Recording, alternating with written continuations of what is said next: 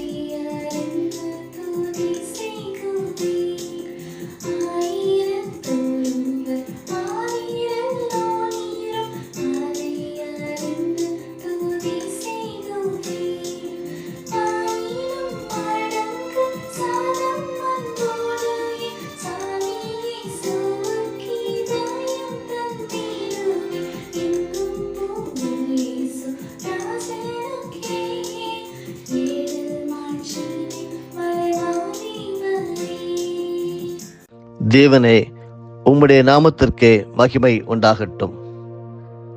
இந்த நாளுக்குரிய தியானத்தின் தலைப்பு நம்பிக்கை. எபிரேயர் 11:1. விசுவாசமானது நம்பப்படுகிறவர்களின் உறுதியும் காணப்படாதவைகளின் நிச்சயமாயிருக்கிறது. இன்றைய முதலாவது தியான பகுதி எபிரேயர் 11-6 விசுவாசமானது நம்பப்படுகிறவர்களின் உறுதியும் காணப்படாதவைகளின் நிச்சயமாயிருக்கிறது. அதனாலே முன்னோர்கள் நற்சாட்சி பெற்றார்கள். விசுவாசத்தினாலே நாம் உலகங்கள் தேவனுடைய வார்த்தையினால் உண்டாக்கப்பட்டதென்றும் இவ்விதமாய் காணப்படுகிறவைகள் தோன்றப்படுகிறவைகளால் உண்டாகவில்லை என்றும் அறிந்திருக்கிறோம். விசுவாசத்தினாலே ஆபேல் காயினுடைய பலியிலும் மேன்மையான பலியை தேவனுக்கு செலுத்தினான். அதனாலே அவன் நீதிமான் என்று சாட்சி பெற்றான். அவனுடைய காணிக்கைகளை குறித்து தேவனை சாட்சி கொடுத்தார். அவன் மரித்தும் இன்றும் பேசுகிறான். விசுவாசத்தினாலே ஏனோக்கு மரணத்தை காணாதபடிக்கு எடுத்துக்கொள்ளப்பட்டான். தேவன் அவனை எடுத்துக்கொண்டபடினாலே அவன் காணப்படாமற் போனான். அவன் தேவனுக்கு பிரியமானவன் என்று அவன் எடுத்துக்கொள்ளப்படுவதற்கு முன்னமே சாட்சி பெற்றான். விசுவாசம் இல்லாமல் தேவனுக்கு பிரியமாயிருப்பது கூடாத காரியம். ஏனென்றால் தேவனிடத்தில் சேருகிறவன் அவர் உண்டென்றும் அவர் தம்மை தேடுகிறவர்களுக்கு பலன் அளிக்கிறவர் என்றும் விசுவாசிக்க வேண்டும். எபிரேயர் 11 காணக்கூடாததை விசுவாசிப்பதே விசுவாசத்தின் சாராம்சம் என்று வேதம் சொல்லுகிறது. எபிரேயர் 11:1 இப்போது விசுவாசம் என்பது நம்பப்படுகிறதின் உறுதி, காணப்படாதவைகளின் நிச்சயம் என்றும் உறுதிப்படுத்தப்படுகிறது. இது விருப்பத்தினாலே அல்லது நேர்மறையான பார்வையினால் ஏற்படக்கூடிய உத்தரவாதம் அல்ல. இது உலகத்தின் நிஜமாகவே தோன்றியுள்ள காண முடியாத ஒரு தேவன் மீது வைக்கிற நம்பிக்கை. அவர் இருக்கிறார் என்பதை அவருடைய சிருஷ்டியும் பிரதிபலிக்கிறது. சங்கீதம் 19:1 சொல்லுகிறது, வானங்கள் தேவனுடைய மகிமையை வெளிப்படுத்துகிறது, ஆகாய விரிவு அவருடைய கரங்களின் கிரியையை அறிவிக்கிறது என்று சொல்லுகிறது. மேலும் அவருடைய காண முடியாத குணாதிசயங்களையும் வழிகளையும் பிதாவின் அன்பை பிரதிபலிக்க வந்த அவருடைய குமாரனாகிய இயேசுவின் மூலம் வெளியரங்கமாக்கியுள்ளார். யோவான் 1 18வது வசனத்திலே நாம் இதை படிக்க முடிகிறது. அழகாக வசனம் சொல்லுகிறது, தேவனை ஒருவனும் ஒரு காலம் கண்டதில்லை, பிதாவின் மடியில் இருக்கிற ஒரே பேரான குமாரனே அவரை வெளிப்படுத்தினார் என்று நாம் கற்றுக்கொள்கிறோம். அருமையானவர்களே, அப்போஸ்தலனாகிய பவுல் கூறியது போல் இந்த தேவனுக்குள் நாம் பிழைக்கிறோம், அசைகிறோம், இருக்கிறோம். அப்போஸ்தலர் 17:28. ஆகவே நாம் தரிசித்து நடவாமல் விசுவாசித்து நடக்கிறோம் என்று 2 கொரிந்தியர் 5:6 நமக்கு கற்றுத்தருகிறது. எனினும் நாம் தனியாக நடக்கவில்லை.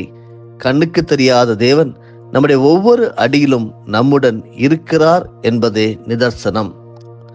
கண்டு விசுவாசிக்கிற இந்த உலகில் தேவன் மேல் விசுவாசம் கொண்டு வாழ நீங்கள் எந்த வழியில் போராடி கொண்டிருக்கிறீர்கள்? அருமையானவர்களே, உங்கள் விசுவாசத்தை பலப்படுத்தியது எது? எந்தெந்த பகுதியில் நீங்கள் அவரிடம் முழுமையாக சார்ந்திருக்க வேண்டும்? நீங்கள் நிச்சயமாகவே இயற்கையை கவனித்து நம்பிக்கை கொள்ள வேண்டும் வாழ்க்கையிலே. மத்தேயு 6:26 சொல்லுகிறது, ஆகாயத்து பட்சிகளை கவனித்து பாருங்கள், அவைகள் விதைக்கிறதுமில்லை, அறுக்கிறதுமில்லை, களஞ்சியங்களில் சேர்த்து வைக்கிறதும் இல்லை, அவைகளையும் உங்கள் பரமபிதா பிழைப்பூட்டுகிறார், அவைகளை பார்க்கலும் நீங்கள் விசேஷித்தவர்கள் அல்லவா என்று சொல்லி நம்முடைய மலை பிரசங்கத்திலே நம்முடைய ஆண்டவராகிய இயேசு கிறிஸ்து நல்ல அறிவுரையை நமக்கு தந்திருக்கிறார். மத்தேயு 6 வசனங்கள் 25 முதல் 34 வரையிலும் படிக்கிறேன். ஆகையால் எண்ணத்தை உண்போம், எண்ணத்தை குடிப்போம் என்று உங்கள் ஜீவனுக்காகவும், எண்ணத்தை உடுப்போம் என்று உங்கள் சரீரத்துக்காகவும் கவலைப்படாதிருங்கள் என்று உங்களுக்கு சொல்லுகிறேன். ஆகாரத்தை பார்க்கலும் ஜீவனும், உடையை பார்க்கலும் சரீரமும் விசேஷித்தவர்கள் அல்லவா? ஆகாயத்து பட்சிகளை கவனித்து பாருங்கள், அவைகள் விதைக்கிறதும் இல்லை, அறுக்கிறதும் இல்லை, களஞ்சியங்களில் சேர்த்து வைக்கிறதும் இல்லை, அவைகளையும் உங்கள் பரமபிதா பிழைப்பூட்டுகிறார், அவைகளை பார்க்கலும் நீங்கள் விசேஷித்தவர்கள் அல்லவா? கவலைப்படுகிறதுனாலே உங்களில் எவன் தன் சரீர அளவோடு ஒரு முளத்தை கூட்டுவான்? உடைக்காகவும் நீங்கள் கவலைப்படுகிறது என்ன? காட்டு புஷ்பங்கள் எப்படி வளருகிறது என்று கவனித்து பாருங்கள், அவைகள் உழைக்கிறதும் இல்லை, நூற்கிறதும் இல்லை என்றாலும் சாலமோன் முதலாய் தன் சர்வ மகிமையிலும் அவைகளில் ஒன்றை போலாகிலும் உடுத்தி இருந்ததில்லை என்று உங்களுக்கு சொல்லுகிறேன். அற்ப விசுவாசிகளே, இன்றைக்கு இருந்து நாளைக்கு அடுப்பிலே போடப்படும் காட்டு புல்லுக்கு தேவன் இவ்விதமாக உடுத்துவித்தால் உங்களுக்கு உடுத்துவிப்பது அதிக நிச்சயம் அல்லவா? ஆகையால் எண்ணத்தை உண்போம், எண்ணத்தை குடிப்போம், எண்ணத்தை உடுப்போம் என்று கவலைப்படாதிருங்கள். இவைகளை எல்லாம் அஞ்ஞானிகள் நாடி தேடுகிறார்கள். இவைகள் எல்லாம் உங்களுக்கு வேண்டியவைகள் என்று உங்கள் பரமபிதா அறிந்திருக்கிறார். முதலாவது தேவனுடைய ராஜ்யத்தையும் அவருடைய நீதியையும் தேடுங்கள், அப்பொழுது இவைகள் எல்லாம் உங்களுக்கு கூட கொடுக்கப்படும். ஆகையால் நாளைக்காக கவலைப்படாதிருங்கள், நாளைய தினம் தன்னுடையவைகளுக்காக கவலைப்படும். அந்தந்த நாளுக்கு அதனதின் பாடு போதும். இயற்கையை கவனித்து நாம் நம்முடைய நம்பிக்கையை தேவன் மீது வைக்க வேண்டும். நானும் என் நண்பரும் எனக்கு பிடித்த நடைப்பயிற்சி இடத்தை சமீபத்தில் பார்வையிட்டோம். காற்று வீசும் மலையில் ஏறி காட்டு பூக்களின் தோட்டத்தை கடந்து உயரமான பைன் மர காடுகளுக்குள் சென்று பின்னர் ஒரு பள்ளத்தாக்கில் இறங்கி அங்கே ஒரு கணம் நின்றோம். மேகங்கள் எங்களுக்கு மேலே மென்மையாக மிதந்தன. அருகில் ஒரு சிறிய ஊற்று ஓடியது. பறவைகள் பாடும் ஒலி மட்டுமே அங்கு ஒலித்தது. அதையெல்லாம் உள்ளார அனுபவித்துக் கொண்டு நானும் என் நண்பரும் 15 நிமிடங்கள் அமைதியாக அங்கே நின்றோம். அன்றைய நாளின் இந்த அனுபவம் எங்களுக்கு ஆழ்ந்த சிகிச்சையை போல இருந்தது. ஒரு அமெரிக்க பல்கலைக்கழகத்தின் ஆராய்ச்சியின்படி இயற்கையை பற்றி நிதானித்து சிந்திப்பவர்கள் அதிக அளவு மகிழ்ச்சியையும் குறைந்த அளவிலான பதட்டத்தையும் தெரிவிக்கிறார்கள் என்று ஒரு ஆராய்ச்சி நமக்கு கற்றுத்தருகிறது. காட்டின் வழியாக நடந்து செல்வது மட்டும் போதாது, நீங்கள் மேகங்களை பார்க்க வேண்டும், பறவைகளின் ஓசையை கேட்க வேண்டும். இயற்கையில் வசிப்பது மட்டுமல்ல, அதை உற்று கவனிப்பதும் மிகவும் அவசியம். கேட்டுக்கொண்டிருக்கின்ற அருமையானவர்களே, படைப்பு என்பது தேவனின் வல்லமையையும் அவரது தன்மையையும் வெளிப்படுத்துகிறது என்று பவுல் கூறுகிறார். ரோமர் 1வது அதிகாரம் வசனம் 20 நாம் இதை பார்க்க முடிகிறது. தேவன் யோபுவிடம் அவரது பிரசனத்தை உணர சமுத்திரத்தையும் வானத்தையும் நட்சத்திரங்களையும் பார்க்கும்படி சொன்னார். யோபு 38-39 அதிகாரங்களிலே முழுமையாக நாம் இதை கற்றுக்கொள்ள முடியும். ஆகாயத்து பட்சிகளை மற்றும் காட்டு புஷ்பங்களை பற்றி சிந்தித்து பார்ப்பது தேவனின் பாதுகாப்பை வெளிப்படுத்துவதோடு பதட்டத்தையும் குறைக்கும் என்று இயேசு கூறுகிறார். மத்தேயு 6வது அதிகாரம். இப்பொழுது நாம் வாசிக்க கேட்ட வேத பகுதியாகிய வசனங்கள் 25 முதல் 30 வரையிலும் ஆழமாக மேலும் இதை நமக்கு கற்றுத்தருகிறது. என்னை கேட்டுக்கொண்டிருக்கின்ற அருமையானவர்களே, வேதத்தில் இயற்கையை உற்று நோக்குவது ஒரு ஆவிக்குரிய நடைமுறையாய் காண்பிக்கப்பட்டுள்ளது. இயற்கையை கவனித்து வாழ வேண்டும். இயற்கையானது நம்மை ஏன் மிகவும் நேர்மறையாக பாதிக்கிறது என்று விஞ்ஞானிகள் ஆச்சரியப்படுகிறார்கள். சங்கீதக்காரர் சொன்னது போல வானங்கள் தேவனுடைய மகிமையை வெளிப்படுத்துகிறது. எத்தனை பேர் வானத்தை நோக்கி பார்த்து கொண்டிருக்கிறீர்கள்? ஆகாய விரிவு அவருடைய கரத்தின் கிரியைகளாய் இருக்கிறது என்று சொல்லி படித்தோம். ஒரு காரணம் என்னவென்றால், இயற்கையை கவனிப்பதன் மூலம் அதை படைத்த தேவனை பற்றியும் அவர் நம்மை கண்ணோக்குகிறார் என்பது ஒரு காரணமாய் இருக்கலாம். எபிரேயர் 11:1 சொன்னது போல விசுவாசமானது நம்பப்படுகளின் உறுதியும் காணப்படாதவைகளின் நிச்சயமாக இருக்கிறது. நாம் காண முடியாத தேவன் அவருடைய படைப்புகளை பார்த்து, இயற்கையை பார்த்து தேவன் மீது நாம் நம்பிக்கை வைக்க இந்த காலை வேளையிலே அழைக்கப்படுகிறோம். இயற்கை என்பது தேவன் அல்ல என்ற போதிலும் இயற்கையின் மூலமாக அவரை எவ்வாறு காண முடியும் என்று நீங்கள் நினைக்கிறீர்கள்? சிருஷ்டிப்பின் மூலம் வெளிப்படும் அவருடைய பராமரிப்பை இன்று சில நிமிடங்கள் ஒதுக்கி எப்படி புரிந்து கொள்ளப் போகிறீர்கள்? நம்மை சமர்ப்பித்து ஜெபிக்க இருக்கிறோம். ஆண்டவர் தரக்கூடிய பலவிதமான எடுத்துக்காட்டுகள், உதாரணங்கள், வேதத்தின் ஆதார வசனங்கள் மூலமாக நாம் கிறிஸ்துவின் மீது நம்பிக்கை கொள்ள வேண்டும்.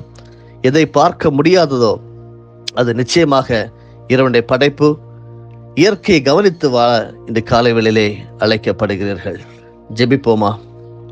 ஆண்டவரே, கண்டு விசுவாசிக்கிற இந்த உலகில் உம்மேல் விசுவாசம் கொண்டு வாழ நாங்கள் எந்த வழிகளை நாங்கள் இன்று தெரிந்தெடுக்க இருக்கிறோம் அப்பா, எங்களுக்கு நீர் தெளிவுபடுத்த வேண்டுமா ஜெபிக்கிறோம். எங்களுடைய விசுவாசத்தை பலப்படுத்திய வார்த்தைகள் என்ன?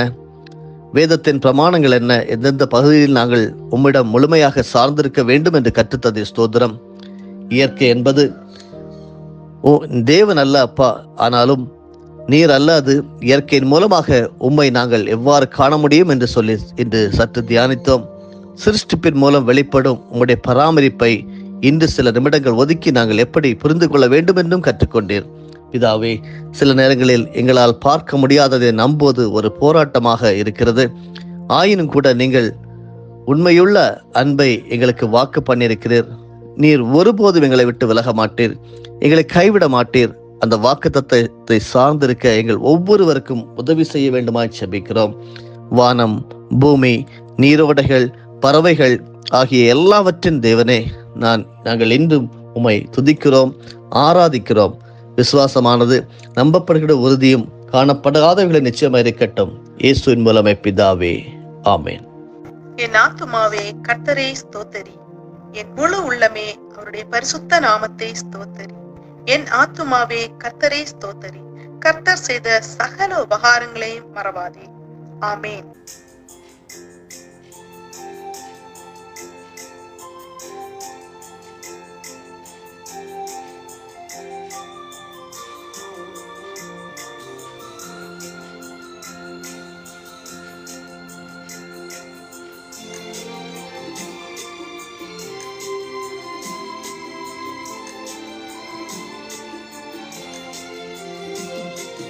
கல்வி கற்றவர்கள் கல்வி